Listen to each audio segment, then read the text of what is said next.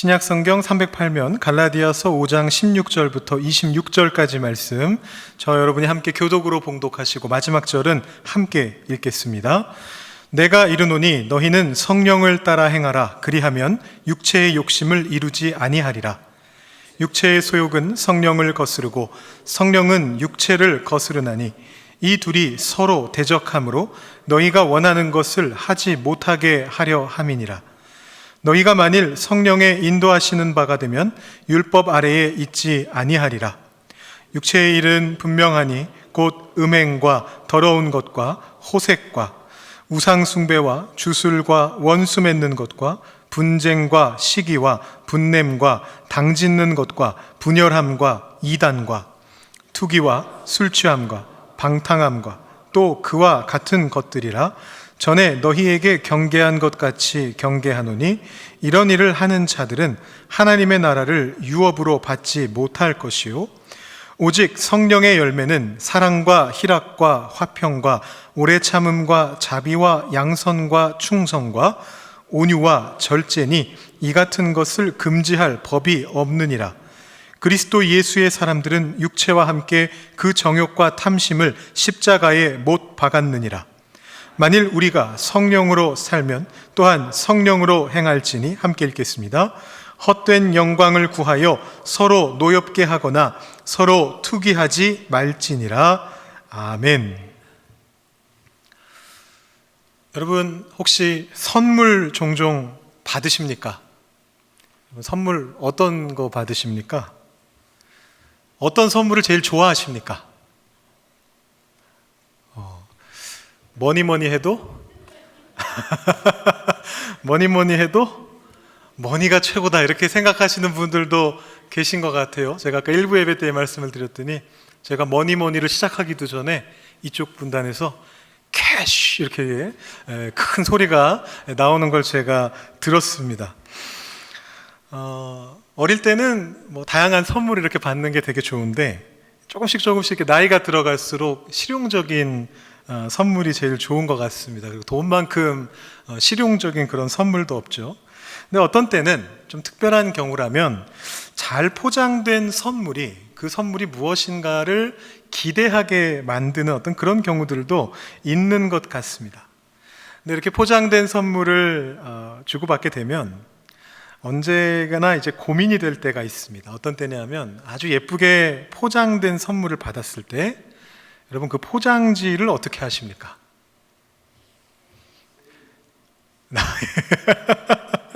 여기 사실 두 가지 종류의 분들이 계세요. 두 가지 종류의 분들이 계신데, 어떤 분들은 포장은 포장이지, 중요한 건 알맹이지, 이렇게 생각하시고 그냥 탁탁 이렇게 벅벅 찢어버리시는 그런 분들이 이제 계신가 하면, 다른 어떤 분들은 이 예쁘게 포장된 거 너무 좋다, 너무 예쁘다, 요것도 선물이다, 이렇게 생각하시면서 이렇게 손톱을 사용하셔가지고 테이프를 조심조심 이렇게 긁어내시는 이제 그런 분들도 있습니다. 그런 분들 중에 또 아주 실용적이신 분들은 그걸 또 고이 잘 이렇게 접어두셨다가 나중에 또 재활용하시는 그런 분들도 계시죠. 이 선물 포장에 대한 입장이 이렇게 두 가지로 갈라지는데, 서로 성격이 같은 사람들끼리 선물을 주고받을 때는 아무 문제가 없습니다. 선물을, 포장지를 벅벅 찢어버리는 거를 좋아하는 분들끼리 선물을 주고받으면 아무 문제가 없습니다. 딱 주는 순간 찢어버리면 서로 만족스럽죠. 또 반대로 서로가 선물 포장지 좀 예쁘게 잘 다뤘으면 좋겠는데, 이런 생각을 가지신 두 분이 만나셔가지고 선물을 주고받으면 또 서로 만족하실 수 있습니다. 근데 문제는 어떤 경우인가요? 반대끼리 만날 때겠죠? 반대끼리 만날 때입니다. 주시는 분은 선물 포장이 뭐 그렇게 대단한 거야, 그냥 빨리 뜯어서 확인해, 이렇게 말하는데, 받으시는 분은 아니야, 이 포장도 너무 예뻐, 이러면서 이렇게 긁고 계시면은 마음이 굉장히 답답해지시겠죠, 주시는 분께서. 그 정도까지는 그래도 괜찮습니다. 가장 큰 문제는 어떨 때일까요? 열심히 포장해가지고 예쁘게 만들어서 이렇게 두 손으로 갖다 바쳤는데 받으시는 분이 대뜸 물어보지도 않고 뻑뻑 이렇게 포장지를 찢어버리시면 마음의 상처를 입게 되는 이제 그런 경우들이 있습니다. 특히 젊은 시절에 이런 포장 문제로 한두 번은 얼굴 붉히거나 답답했던 경험들이 있는 것 같은데요. 제가 선물에 대한 이야기를 많이 했는데 마지막으로 하나만 더 말씀드리고 본론으로 들어가겠습니다. 지금 포장하고 관련해서 이 포장을 어떻게 뜯느냐, 이거 가지고 마음이 상할 수도 있고 답답할 수도 있고 잘 맞을 수도 있다, 이런 말씀을 드렸는데요. 가장 안 좋은 케이스는 사실 그 아까 마지막 케이스가 아닙니다. 선물을 잘 드렸는데 그걸 벅 찢어가지고 마음에 상처를 입는 것보다 더 안 좋은 케이스가 있습니다. 어떤 경우일까요? 선물을 딱 줬는데 이거 내가 집에 가서 뜯어볼게 라고 얘기한 다음에 집에 가져가서 안 뜯고 잊어버리는 경우입니다. 이게 최악의 경우입니다. 나중에 큰일이 벌어질 수도 있습니다. 아주 곤란한 일이 생겨날 수도 있습니다. 여러분, 오늘은 성령 강림절입니다. 오늘은 그래서 성령이 주시는 은사에 대해서 이야기를 좀 해보려고 합니다. 은사라고 하는 것은 은혜의 선물이라는 뜻입니다. 값없이 주어진 선물입니다. 성령께서 우리에게 주시는 은사를 여러분들은 어떻게 받아 누리고 계십니까? 혹시라도 선물 포장을 뜯지도 않은 채로 어딘가에다가 고이 모셔두고만 계시지는 않습니까? 한번 이 성령의 은사에 대한 내용들을 오늘 말씀 나눠보고요. 혹시 여러분들 안에 안 뜯고 놔둔 선물이 있으시다면, 그런 은사가 있으시다면 오늘 포장지를 한번 뜯어보시는 그 은혜가 오늘 예배 속에 임하기를 바랍니다. 혹시 신학을 공부하신 분이라거나 성령에 대하여 교회에서 많이 들으시고 관심 가지시고 공부하셨던 분들이라면 저의 이 설교 시작 부분을 들으시면서 좀 의아하실 수도 있습니다. 왜냐하면 성령의 은사에 대해서 말씀드린다고 하면서 본문은 정작 성령의 열매에 대한 본문을 가져왔기 때문입니다. 거기엔 이유가 있는데 오늘 말씀 다 들으시면 그 이유를 깨달으실 수 있습니다. 먼저 앞부분에 이 성령 강림절이 어떻게 우리에게 오게 된 것인가 조금 정리해 드린 다음에 은사의 주제로 넘어가 보겠습니다.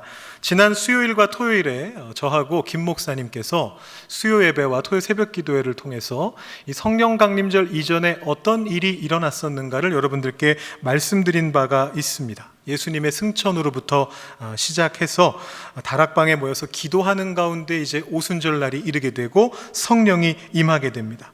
사도행전이 그때 일어난 일을 이렇게 설명하고 있습니다. 하늘로부터 급하고 강한 바람 같은 소리가 왔다. 그리고 불의 혀처럼 갈라지는 것들이 그들에게 보였다. 그리고 임하였다.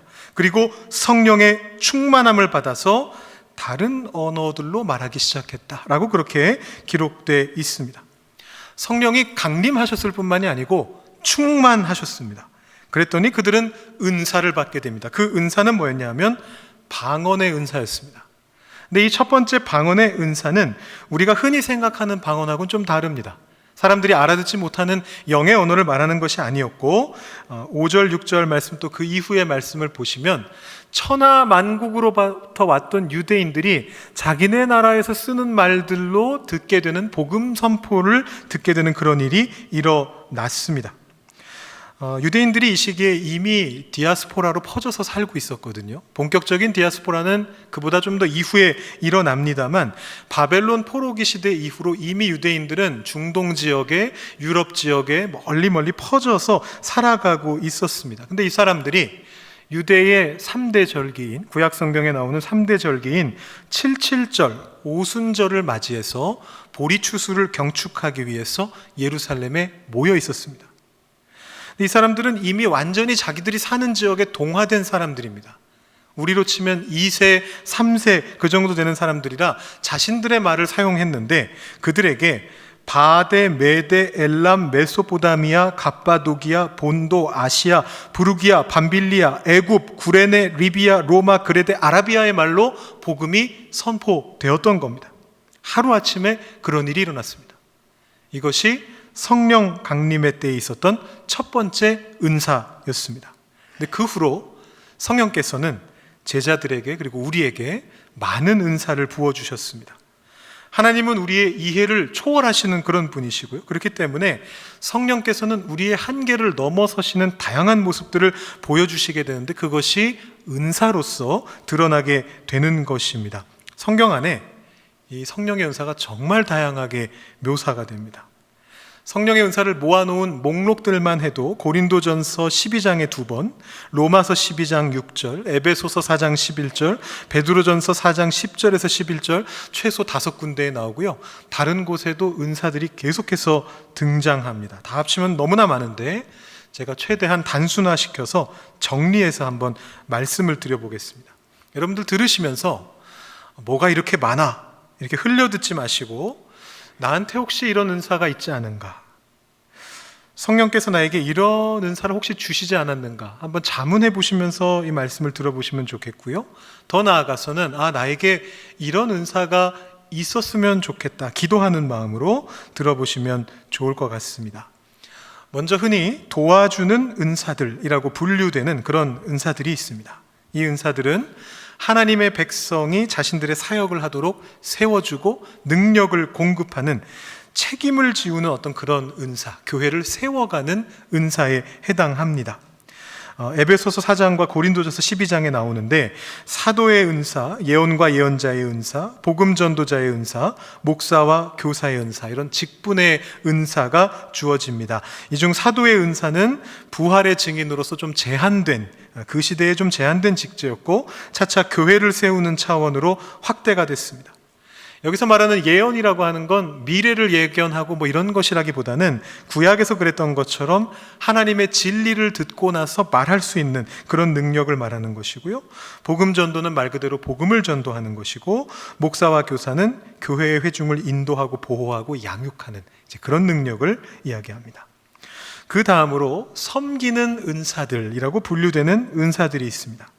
도와주는 은사들하고 좀 겹치는 것처럼 보이기도 하는데, 쉽게 말씀드려서 도와주는 은사는 직분에 대한 은사다라고 보시면 될 것 같아요. 어떤 특정한 직분을 책임지고 감당할 수 있게 하는 은사다, 이렇게 보시면 되겠고, 섬기는 은사들과 이제 앞으로 여러분들께 알려드릴 보이는 은사라고 하는 은사들은 좀 더 어떤 구체적인 우리의 행동이나 삶의 부분과 관련된 은사다라고 보시면 될 것 같습니다.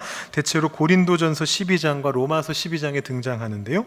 가르침의 은사는 하나님의 말씀의 진리를 명확하게 설명하고 효과적으로 적용하는 능력입니다.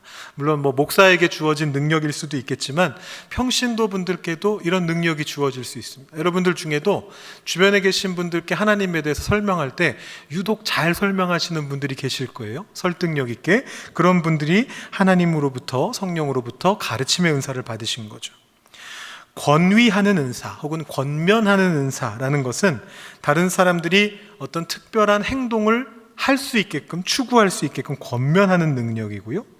믿음의 은사라고 하는 것은 모든 믿는 자들이 가지는 믿음하고 조금 차별되는 것인데, 하나님의 인격과 본질에 대한 긍정적인 사고, 하나님의 사역에 대한 적극적인 신뢰, 이런 것들은 모든 믿는 자들이 공유하는 것입니다만, 특별히 불가능해 보이는 것도 하나님께 믿고 맡기는 확신, 또 그것을 나 혼자 누리는 것이 아니라 다른 사람들에게 비전으로 보여주는 어떤 그런 능력들을 믿음의 은사라고 합니다. 대표적으로 성경에 순교하는 스데반이 이 은사를 보여주었습니다. 그 다음에 주는 은사 또는 구제의 은사라고 불리는 은사가 있습니다. 이것은 다른 사람들의 필요를 알아채고 큰 기쁨으로 자신의 소유들을 너그럽게 나누어주는 능력입니다. 물론 이 구제라고 하는 것도 모든 믿는 자들이 행해야 되는 것은 맞는데, 남들보다 좀 더 특별하게 해내는 능력을 받은 경우, 대표적으로 성경에서는 바나바와 도르가, 또 심지어는 한 교회의 모든 교인들이 이런 은사를 받은 경우도 있었는데, 빌립보 교회 같은 교회들이 이런 은사를 받았습니다.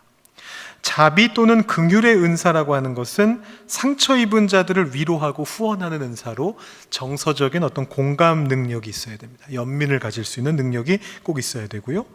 돕는 은사 또는 섬김의 은사라고 하는 은사는 신실함과 기쁨으로 다른 사람들을 돕고 후원하는 능력인데, 앞에 구제라든가 긍휼하고 어떤 차이가 있느냐 하면, 다른 사람들을 좀 더 쉽게 돕기 위해서 자기 자신의 삶을 준비시켜 나가는 어떤 그런 섬김의 자세를 갖고 나가는 그런 은사를 이야기합니다. 또 그 외에도 지도하는 은사, 행정의 은사라고도 불리고요, 지혜의 말씀의 은사, 지식의 말씀의 은사, 이런 것들이 더 있습니다. 또 그 다음에 마지막 분류는 보이는 은사라는 것입니다. 사인이라고 하는 것입니다. 여기에 우리가 흔히 생각하는 성령의 은사들이 다 모여 있는데요. 영분별의 은사, 이건 어떤 개개인의 말과 행동들의 근거가 성령으로부터 왔는가, 다른 악한 영으로부터 왔는가를 분별하는 능력이고, 치유의 은사는 말씀 그대로 질병의 치유와 건강의 회복을 위한 도구로 기적적인 방식으로 역사하는 능력이고요. 능력 행함의 은사는 자연의 일반 법칙을 초월하는 기적적인 변화를 가져오는 그런 능력이고, 방언과 방언 해석의 은사는 다양한 종류의 방언을 할 수 있는, 이전에 알지 못하는 언어들로 복음을 위해 말할 수 있는 능력인데, 다만 방언 해석의 은사는 성경 안에는 예시는 없습니다. 바울이 고린도전서 14장에서 이 은사를 제시만 하고 있습니다. 그 외에 성경 안에 성령의 은사로 언급되는 것, 다르게 분류되지 않는 것들이 몇 가지가 더 있는데, 찬양의 은사, 고난과 순교의 은사, 결혼과 독신의 은사, 지도력의 은사와 같은 것들이 더 있습니다. 자, 지금까지 성령의 은사를 쭉 정리해서 말씀드렸는데요. 한눈에 한번 보시죠. 엄청나게 많습니다. 어마어마하게 많습니다. 여러분 혹시 이렇게 한번 살펴보시면 혹시 하나 정도 갖고 계시지 않습니까? 여러분의 삶과 여러분의 모습을 한번 돌아보세요. 하나 정도 갖고 계시지 않으세요? 더 많으셔도 좋겠고. 혹시 하나도 없으신 분도 계신가요? 나는 성령으로부터 버림받았다, 혹시 이런 생각을 갖고 계신 분 계신가요? 아마 잘 찾아보시면 하나 정도 있으실 것 같아요. 그간 잘 쓰고 계셨는데 그게 성령의 은사인 줄을 모르고 계셨을 수도 있고요. 혹은 이미 갖고 계신데 없다고 생각하고 포장지를 뜯어보지도 않은 그런 안 쓰고 계셨던 성령의 은사가 있으실 수도 있습니다.